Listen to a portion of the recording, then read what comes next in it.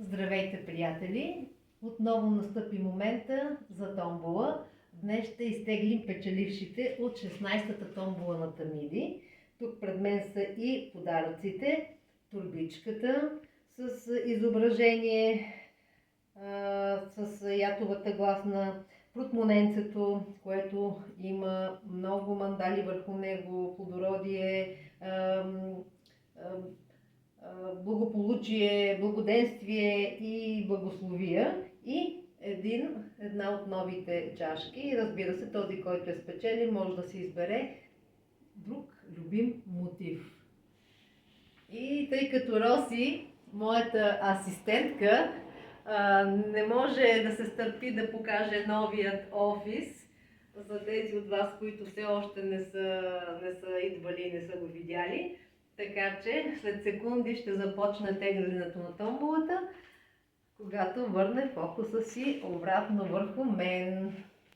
И ето, аз съм готова. Едно листче самичко падна. Я да видим кое е неговото име. Евелина Лютова. Евето печели чашка.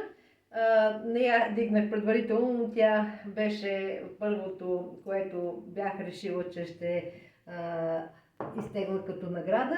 Сега ще изтеглим портмоненцето. Миналия път имахме отново портмоненце. Сега то пак е при нас, защото го спечели Марли. А Марли е едно прекрасно, красиво кученце, която получи шалче като подарък, а портмоненцето остана за тази томбола. Бъркам най-отдолу, вадя следващото листче.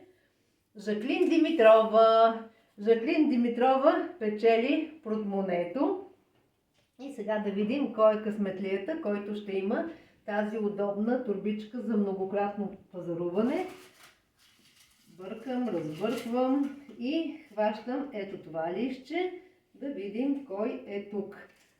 Надя Алуркова. Надя Алуркова е в Италия, но съвсем скоро ще си идва в България и мисля, че много ще се зарадва на тази награда. Тя не еднократно е печелила в нашата томбола, но пък и не еднократно е участвала в нея.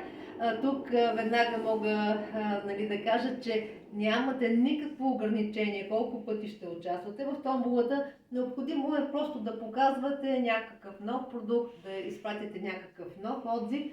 Така че ето нашите печеливши. Благодаря на моя асистент.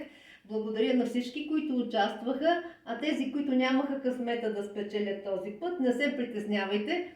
Още от утре може да започнете да изпращате новите материали, тъй като ще обява съвсем скоро началото на събирането на материалите за 17-та томбола на Тамиди.